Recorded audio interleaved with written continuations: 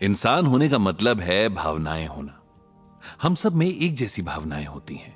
हम सब डर, दुख, प्रेम, घृणा, निराशा, सुख और अन्य भावनाओं को महसूस करते हैं। इन भावनाओं को प्रबंधित करने का तरीका ही हमें औरों से अलग बनाता है। बात जब पैसों का जोखिम लेने की आती है तो हम सब डरते हैं, यहां तक कि अमीर व्यक्ति भी। फर्क यह है कि हम उस डर का सामना किस तरह से करते हैं। कई लोगों के मन में यह विचार उत्पन्न होता है, सुरक्षित तरीके से खेलो, बिल्कुल भी जोखिम मत लो। दूसरों के मन में, खासतौर पर दाएं क्वाड्रेंट के लोगों के मन में, पैसे का जोखिम लेते समय यह विचार उत्पन्न होता है कि स्मार्ट तरीके से खेलो, जोखिम का प्रबंधन करना सीखो।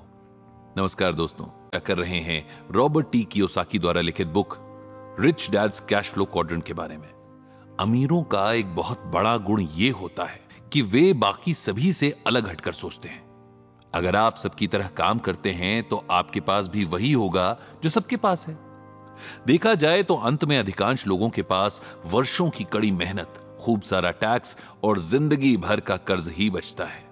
अक्सर लोगों के मन में यह सवाल आता है कि अमीर बनने के लिए क्या करना चाहिए। इसका सीधा सा जवाब यह है कि आपको अपने सोचने के तरीके को बदलना चाहिए।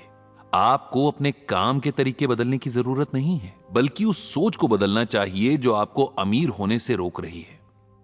ज्यादातर मामलों में हम अपनी सोच की वजह से अमीर नहीं बन पाते हैं। हम सोचने लगते हैं कि शायद हमारी किस्मत में ही अमीर बनना नहीं लिखा है, और हम सिर्फ किस्मत के भरोसे ही बैठे रह जाते हैं। उदाहरण के तौर पर, क्रिकेट का खराब खिलाड़ी नए क्रिकेट क्लब को ज्वाइन करने के बाद भी खराब खिलाड़ी ही बना रहता है, जब तक कि वो अपनी मानसिकता, तकनीक और विश्वास को बदल न ले। ठीक उसी तरह आप भी तब तक अमीर नहीं बन सकते जब तक आप अपनी मानसिकता और तकनीक को बदल न ले। कई लोग अमीरों की तरह बनने की कोशिश करते हैं और अमीरों जैसी चीजें पाना चाहते हैं। इसीलिए ऐसे लोग अमीरों की लाइफस्टाइल को अपनाते हैं और अमीरों की तरह ही दिखने वाला मकान या कार खरीद लेते हैं, और अपने बच्चों को भी ऐसे स्कूलों में भेजते हैं जहां बाकी अमीरों या यूं कहें कि रईसों के बच्चे पढ़ते हैं। इसका नतीजा यह होता है कि ऐसे लोग ज्यादा कड़ी मेहनत करते हैं और ज्यादा कर्ज या लोन ले लेते हैं, और इस वजह से उन्हें और ज्यादा मेहनत करनी पड़ती है। अच्छी बात यह है कि क्वाड्रेंट के बाएं से दाएं हिस्से में जाने के लिए हमें बस अपनी सोच बदलने की जरूरत होती है। बुरी बात यह है कि अपनी सोच बदलना हमारे लिए बहुत मुश्किल होता है, क्योंकि पीढ़ियों से हमें पैसे बनाने से ज्यादा पैसे गंवाने का डर दिखाया और बताया गया है। मनुष्य की आर्थिक संघर्ष की सबसे बड़ी वजह उसके पैसे गंवाने का डर है।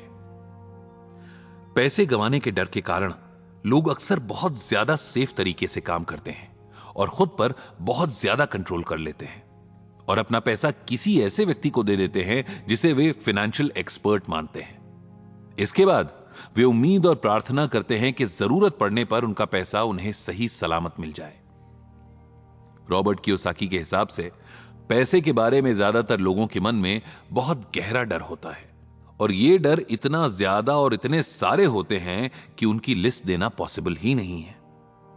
यह डर हम सब में है, हम इस बात को पसंद करें या ना करें, लेकिन सच यही है कि पैसा एक इमोशनल टॉपिक है, क्योंकि यह एक इमोशनल टॉपिक है, और इसीलिए ज्यादातर लोग पैसे के बारे में लॉजिकल तरीके से नहीं सोच पाते हैं। अक्सर हमारे इमोशंस हमारी लॉजिकल थिंकिंग पर हावी हो जाते हैं। बहुत से लोग आर्थिक रूप से संघर्ष करते हैं। ऐसा इसलिए नहीं कि उन्हें अच्छी शिक्षा नहीं मिलती या वे मेहनती नहीं हैं।